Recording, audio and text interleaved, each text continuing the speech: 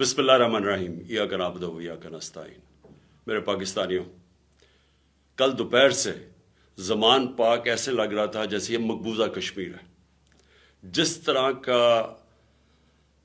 Police نے حملہ کیا ہمارے لوگوں کے اوپر، یہ تو یعنی اس کی کوئی مثال نہیں ہے۔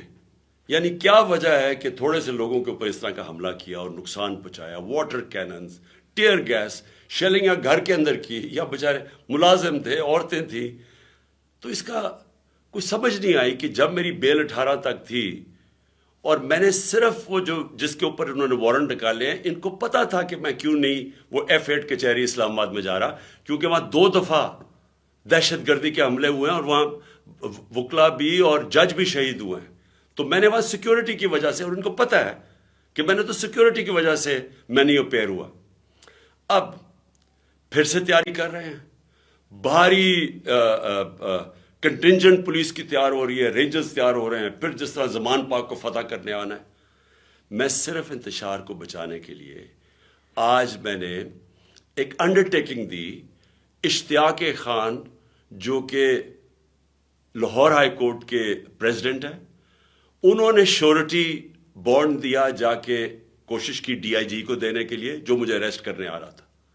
وہ انہوں نے پبلک سٹیٹمنٹ بھی دی کہ وہ DIG جان کے نہیں ملا۔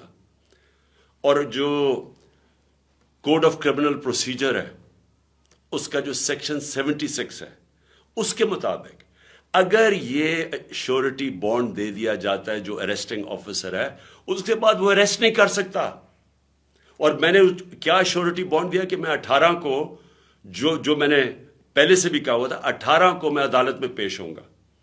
اس کے بعد اب اس کا کوئی جواز نہیں ہے اریسٹ کرنے کا، لیکن اس نے جان کے نہیں لیا۔ اور وجہ اس کی کیا؟ بدنیتی۔ کیا بدنیتی ہے؟ کیونکہ لنڈن پلان کا حصہ ہے۔ لنڈن پلان میں معاہدہ سائن ہوا ہے کہ عمران خان کو جیل میں ڈالنا ہے، تحریک انصاف کو گرانا ہے، اور یہ نواز شریف کے سارے کیسز ختم کرنے۔ یہ نواز شریف کو شورٹی دی گئی ہے، طاقتور آدمی کو۔ یہ لنڈن پلان کا حصہ ہے مجھے جیل میں ڈالنے کا۔ اس سے کوئی قانون کا تعلق نہیں ہے، نہ اس میں نے کوئی جرم کیا ہے۔ صرف اور صرف اس کے پیچھے بدنیتی ہے۔ میں اس لیے اپنی آج ساری قوم کو بتا رہا ہوں کہ پھر سے وہ تیار ہے، پھر سے انہوں نے آنا ہے، پھر سے ہمارے لوگوں کے اوپر ٹیئر گیسنگ اور یہ سب کچھ کریں گے۔ لیکن پتہ ہونا چاہیے کہ ان کے پاس اب کوئی جواز نہیں ہے۔ شکریہ۔ بسم اللہ الرحمن الرحیم ایاک نعبد و ایاک نستعین۔ میرے پاکستانیوں، پولیس مجھے جیل میں پکڑنے کے لیے آ گئی ہے باہر، اور ان کا یہ خیال ہے کہ جب عمران خان جیل میں چلا جائے گا تو قوم سو جائے گی۔ آپ نے ان کو غلط ثابت کرنا ہے۔